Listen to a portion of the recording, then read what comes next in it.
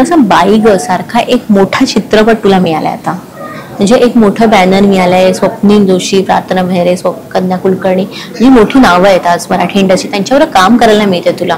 तर ह्या चित्रपटाविषयी जेव्हा सांगितलं, प्रतिक्रिया तुझी काय होती? खरं सांगू तर या बाबतीत पण मी खूप लकी आहे की पहिला पिक्चर मला महेश मांजरे सरांनी मला लॉन्च केलेलं.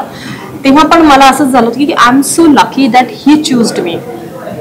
पण बाई गो हा पिक्चर मिळायला मला 6 वर्ष लागले आणि मी किती पिक्चरला नाही दिलंय, कारण त्या शिकारीनंतर मी टाईपकास्ट झालेले होते आणि ते मला नव्हतं, मला ते नाही हवं होतं. म्हणून मी 6 वर्षे वाट बघितलं की ही पिक्चर मला मिळाली हवी.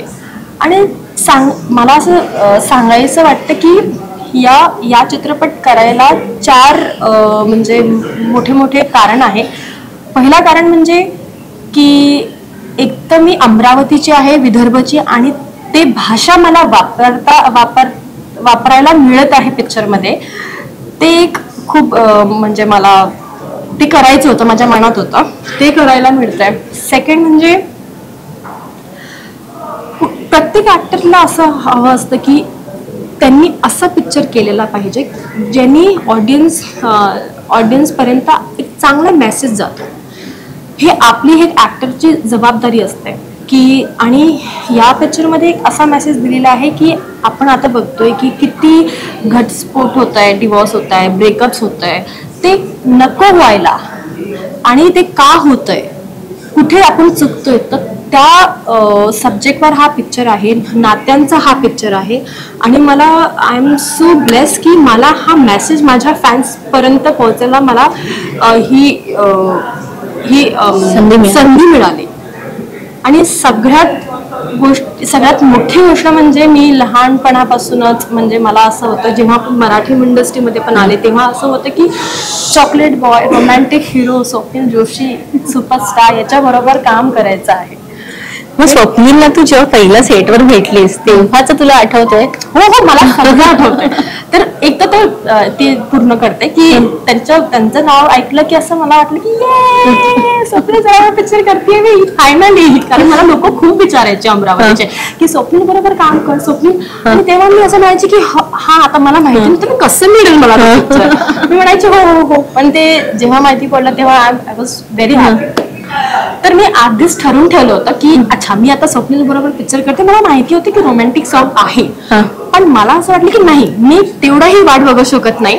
पहिल्याच दिवस जाणार. मी ऑलरेडी एक गाणं, रोमॅन्टिक गाणं शूट करून म्हणजे हे फिक्स करून ठेवलं होतं की तिकडे जाणार आणि याच्यावर पहिल्याच दिवस जेव्हा मी भेटणार तेव्हाच ती रील करणार. आणि ती मी रील केली रोमॅन्टिक आणि ते टाकली आणि लोकांना खूप खूप खूप आवडली ती रील. तर तेव्हाच माझं एक ते स्वप्न पूर्ण झालं. मग स्वप्नीला जेव्हा भेटलीस फर्स्ट टाइम तेव्हा तुमच्यात काय बोललं, काय झालं? तू फॅन म्हणून सांगितलंस त्याला काय? ऑब्विसली मी त्यांची फॅन होतीच आणि आम्ही अगोदर पण भेटलो होतोच. कारण चला हवा विद्याला मी खूपदा गेले तेव्हा सरांची बोलणं झालं होतं. तेव्हाच मी सरांना सांगितलं होतं की I am huge fan of yours. तर त्यांना फक्त एक मिठी मारली आणि सर फायनली मेरा सपना पुरा हो रहा है. त्यांना पण हे झालं.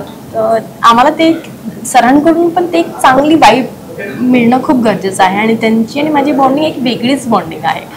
So I am very bless की त्यांच्या बरोबर मला काम करता आलं.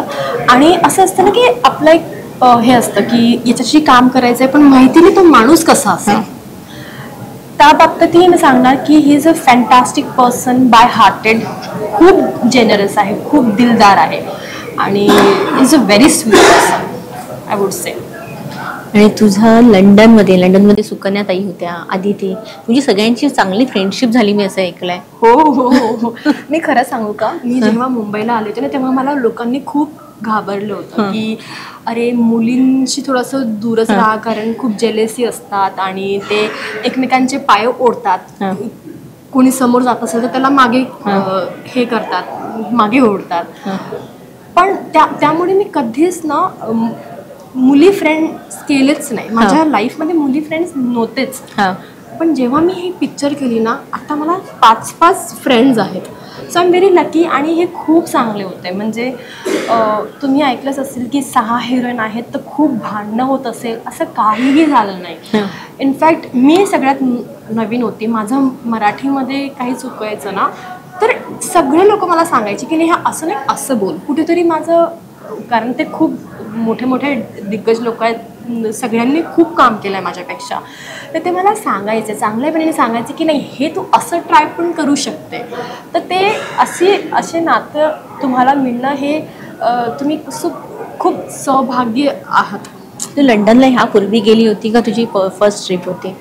नाही, याच्या अगोदर मी 2 फिल्म अजून केल्यात आणि एका वर्षातच 3 फिल्म केले. तर पण या वेळचं जेव्हा मी या पिक्चरला गेली होती तेव्हा एक स्पेशल म्हणजे हे होतं की माझा वाढदिवस होता तिथे. तर मी माझा वाढदिवस सेटवर केला होता.